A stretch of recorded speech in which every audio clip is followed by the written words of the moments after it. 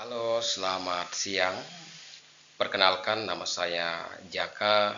Saya mahasiswa Pascasarjana di Institut Agama Kristen Negeri Palangkaraya. Saya prodi Pastoral Konseling dengan nomor induk mahasiswa 254243022. Pada kesempatan kali ini saya akan memaparkan materi mata kuliah metode penelitian yang diampu oleh dosen pengampu Bapak Profesor Dr. Helmut Yibunu MPD, secara khusus materi tentang penelitian kualitatif. Mata kuliah metode penelitian adalah satu mata kuliah yang sangat penting dalam dunia akademik yang harus dimiliki, dikuasai, dipahami oleh mahasiswa-mahasiswi agar dapat membantu menolong dalam penulisan karya ilmiah di semester akhir. Pada saat ini saya akan menjelaskan bagian penting dari penelitian kualitatif, yaitu bagian penafsiran data. Pertanyaan bagi kita, apa itu penafsiran data? Penafsiran data adalah proses memberikan makna, pemahaman, dan kesimpulan terhadap data yang telah dikumpulkan dan dianalisis agar data tersebut dapat menjawab rumusan masalah penelitian. Dalam penafsiran data, ada 5 penjabaran untuk menjelaskan bagaimana penafsiran data berlangsung. Yang pertama adalah tujuan, yang kedua adalah prosedur, dan yang ketiga peranan hubungan kunci, dan yang keempat peranan interogasi data, dan yang kelima langkah-langkah penafsiran dengan menggunakan metode analisis komparatif. Yang pertama adalah tujuan penafsiran data.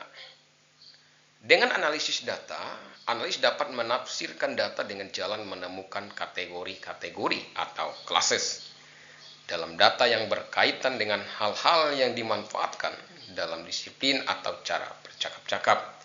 Menurut proses analitik akan terbentuk teori substantif, namun belum sepenuhnya mengarah pada penyusunan teori substantif. Secara implisit, tujuan penafsiran data dari kedua tujuan yakni deskripsi semata-mata dan deskripsi analitik telah ada. Tujuannya untuk memperoleh teori-teori baru, yaitu teori dari dasar analis harus menampakkan metafora atau rancangan yang telah ia kerjakan dalam analisis. Kemudian metafora atau rancangan itu ditransfer ke dalam disiplin ilmu yang membangun identitas sendiri. Yang kedua adalah prosedur. Prosedur atau proses umum penafsiran data. Analisis data telah dimulai sejak di lapangan. Artinya sejak saat itu sudah ada penghalusan data, penyusunan kategori dengan kawasannya. Sudah ada upaya untuk penyusunan hipotesis, kerja atau teori itu sendiri. Analisis data terjalin secara terpadu dengan penafsiran data. Penafsiran data ditafsirkan menjadi kategori yang berarti sudah menjadi bagian dari teori dan dilengkapi dengan penyusunan hipotesis, kerjanya sebagai teori yang nantinya diformulasikan baik secara deskripsi maupun secara proporsional. Yang ketiga adalah peranan hubungan kunci. Peran hubungan kunci dalam penafsiran data. Langkah awal penafsiran data adalah menemukan kategori dan kawannya. Langkah ini merupakan langkah dasar atau fundamental dalam penelitian kualitatif. Proses berlangsungnya sepanjang penelitian dilakukan, kategori dan hubungannya diberi label dengan pernyataan sederhana berupa proposal yang baik menunjukkan hubungan. Proses ini berlangsung hingga diperoleh hubungan yang cukup padat, sampai analisis menemukan metafora atau kerangka berpikir umum. Yang keempat, peranan interogasi terhadap data. Menurut Schachtman dan Strauss pada tahun 1973, analisis tidak dapat menceritakan apa yang harus diungkapkannya. Jalan terbaik ialah mengadakan interogasi data. Berarti mengajukan seperangkat pertanyaan pada data agar terungkap berbagai persoalan dari data itu sendiri. Kedua penulis menyarankan untuk menggunakan dua macam cara pengajuan pertanyaan yang saling membantu, yakni cara substantif dan cara logis. Keduanya digunakan untuk memperoleh jarak dan variasi dalam perspektif yang akan menghasilkan pertanyaan dan model. Adapun dua cara itu, yang pertama adalah cara mengajukan pertanyaan dengan substantif. Dengan cara ini, peneliti dapat menggunakan konsep kosakata dari disiplin ilmunya. Sebagai contoh, dalam ilmu sosial adanya berbagai ideologi, kerja, karir, perilaku kolektif, gerakan sosial, dan karisma. Dengan konsep ini, peneliti sebagai analisis mengajukan pertanyaan. Cara kedua adalah cara logis. Cara logis adalah cara eksperimental, komparasi, historis, berpikir analogis, dan proses bekerja. Cara ini membantu analisis dalam menghasilkan ide yang mengaitkan satu data ke data yang lain dalam satu konfigurasi. Menurut Loblan, pada tahun 1984, memberi cara yang cukup sistematis dan praktis walaupun masih terdapat beberapa kekurangan.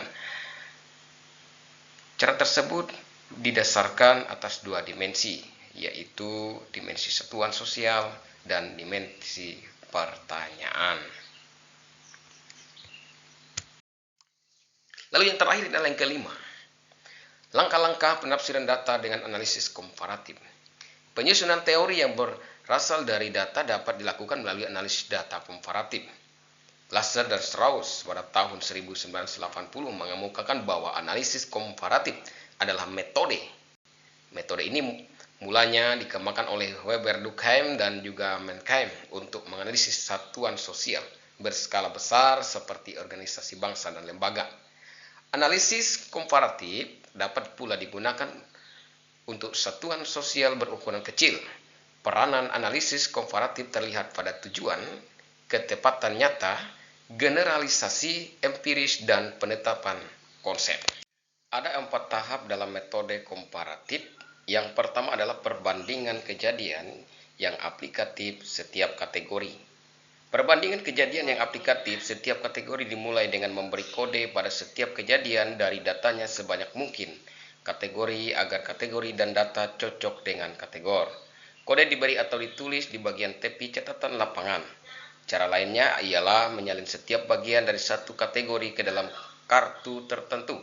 Kemudian dibandingkanlah dengan peristiwa sebenarnya dalam kelompok yang berbeda yang dikode pada kategori yang sama. Yang kedua adalah integrasi kategori dalam kawasannya. Integrasi terjadi karena kawasan itu berkaitan dengan beberapa hal dan menghasilkan suatu kesatuan yang utuh. Integrasi dilakukan terhadap satu kategori dengan kategori lainnya. Teori berkembang setelah bermacam kategori dengan kawasannya cenderung berintegrasi. Yang ketiga adalah pembatasan teori.